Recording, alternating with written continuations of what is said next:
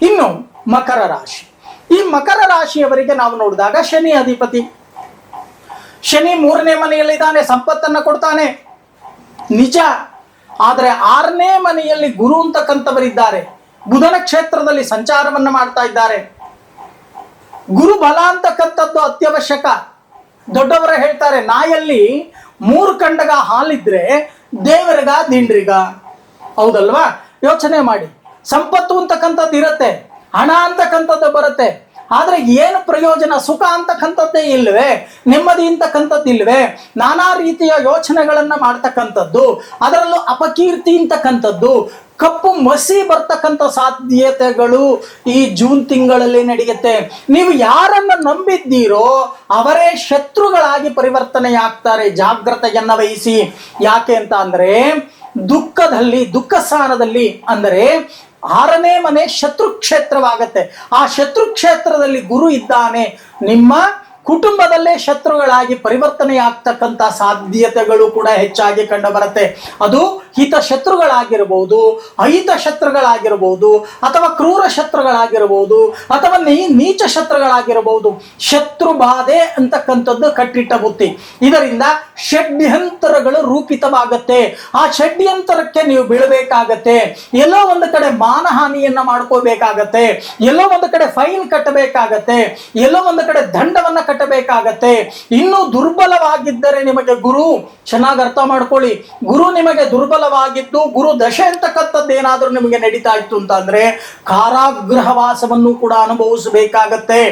ನೀವು ಮಾಡದೇ ಇರ್ತಕ್ಕಂಥ ತಪ್ಪನ್ನ ನಿಮ್ಮ ಮೈ ಮೇಲೆ ಹಾಕೊಳ್ತಕ್ಕಂಥ ಸಾಧ್ಯತೆಗಳು ಕೂಡ ಹೆಚ್ಚಾಗಿ ಕಂಡು ಬರುತ್ತೆ. ಒಂದು ಗ್ರಾಮೀಣ ಪ್ರದೇಶದಲ್ಲಿ ಒಂದು ಗಾದೆ ಮಾತಿದೆ, ಕೋತಿ ತಿಂದು ಮೇಕೆ ಮೂತಿಗೆ ಒರೆಸ್ತಂತೆ. ಇದು ಗಾದೆಯ ಮಾತು. ಅಂದ್ರೆ ಕೋತಿ ಏನ್ ಮಾಡತ್ತೆ? ತಿನ್ನತ್ತೆ. ತಿಂದ ತಕ್ಷಣ ಅದರ ಯಜಮಾನ ಬರ್ತಾನೆ, ಮನೆ ಯಜಮಾನ ಬಂದ ತಕ್ಷಣ ಅಲ್ಲಿ ಕಟ್ಟಾಕಿರ್ತಕ್ಕಂಥ ಮೇಕೆಯ ಮೂತಿಗೆ ಆ ಬಾಳೆಹಣ್ಣಿನ ಸಿಪ್ಪೆಯನ್ನು ಒರೆಸದಂತೆ. ಹಣ್ಣು ತಿಂದಿದ್ದು ಕೋತಿ, ಆದರೆ ಸಿಪ್ಪೆಯನ್ನ ತಿಂದಿದ್ದು ಯಾರು? ಮೇಕೆ.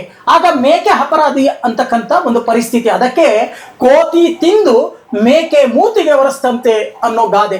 ಅದಕ್ಕೋಸ್ಕರನೇ ಈ ರೀತಿ ಆಗ್ತಕ್ಕಂಥ ಒಂದು ಪರಿಸ್ಥಿತಿ ಜೂನ್ ಮಾಸದಲ್ಲಿ ದಂಡವನ್ನು ನೀವು ಕಟ್ಟಲೇಬೇಕಾಗತ್ತೆ.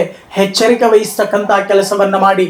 ಅದರಲ್ಲೂ ಮಿತ್ರ ದ್ರೋಹ ನೋಡಿ, ಮಿತ್ರ ದ್ರೋಹ ಏನ್ ಬೇಕಾದ್ರೂ ದ್ರೋಹ ಆದ್ರೆ ತಡ್ಕೋಬಹುದು. ಈ ಜೊತೆಯಲ್ಲಿರೋವರೇ ಮಿತ್ರ ದ್ರೋಹಗಳನ್ನ ಮಾಡಿಬಿಟ್ರೆ ತಡ್ಕೊಳಕಂತೂ ಖಂಡಿತವಾಗಿ ಸಾಧ್ಯ ಇಲ್ಲ. ಬಹಳಷ್ಟು ಹಿಂಸೆಗಳಾಗತ್ತೆ. ಹೌದಲ್ವಾ?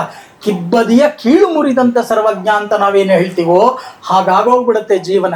ಅದಕ್ಕೋಸ್ಕರನೇ ಎಚ್ಚರಿಕೆ ವಹಿಸಿ. ಆದ್ರೆ ಧೃತಿಗೆಡ್ತಕ್ಕಂಥದ್ದು ಬೇಡ. ಇಷ್ಟೆಲ್ಲವೂ ಕೂಡ ಅನಾಹುತಗಳಿದೆಯಾ? ನಿಜ. ಆದರೆ ನೀವೇ ಕೂತು ಶ್ರದ್ಧಾ ಭಕ್ತಿ ಏಕಾಗ್ರತೆಯಿಂದ ನವಗ್ರಹ ಶಾಂತಿ, ಗುರು ಶಾಂತಿ ಹೋಮವನ್ನ ಆಚರಣೆಯನ್ನ ಮಾಡಿ. ಗುರು ಸಮಾನರಾಗಿರ್ತಕ್ಕಂಥವರಿಗೆ ಚಣಕ ಧಾನ್ಯ, ಸ್ವಲ್ಪ ಚಿನ್ನ, ಹಳದಿ ವಸ್ತ್ರವನ್ನ ಕೃಷ್ಣಾರ್ಪಣವನ್ನ ಮಾಡಿ.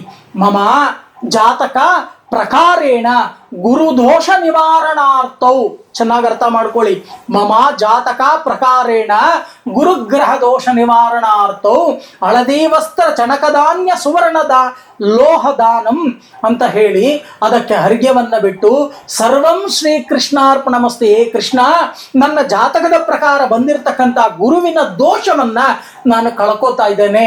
ಇದರಲ್ಲಿ ಇದು ಹೇಗೆ ಚಣಕ ಧಾನ್ಯ ಅಂದರೆ ಕಡಲೆಕಾಳು ಕರಗುತ್ತೋ, ಹೇಗೆ ಈ ವಸ್ತ್ರ ಬ್ರಾಹ್ಮಣನ ಮೈ ಮೇಲೆ ಬೀಳುತ್ತೋ, ಹೇಗೆ ಈ ಸುವರ್ಣ ಬೇರೆ ಸುಮಂಗಲಿಯರ ಒಂದು ಅಲಂಕಾರಿಕ ವಸ್ತುವಾಗುತ್ತೋ, ಈ ರೀತಿ ಆಗ್ತಕ್ಕಂಥ ಒಂದು ಪರಿಸ್ಥಿತಿಯಲ್ಲಿ ನನ್ನ ದೋಷಗಳನ್ನು ನಿವಾರಣೆಯನ್ನ ಮಾಡು ಅಂತ ಹೇಳಿ ಭಕ್ತಿಯಿಂದ ಪ್ರಾರ್ಥನೆಯನ್ನ ಮಾಡತಕ್ಕಂಥ ಕೆಲಸವನ್ನ ಮಾಡಿ.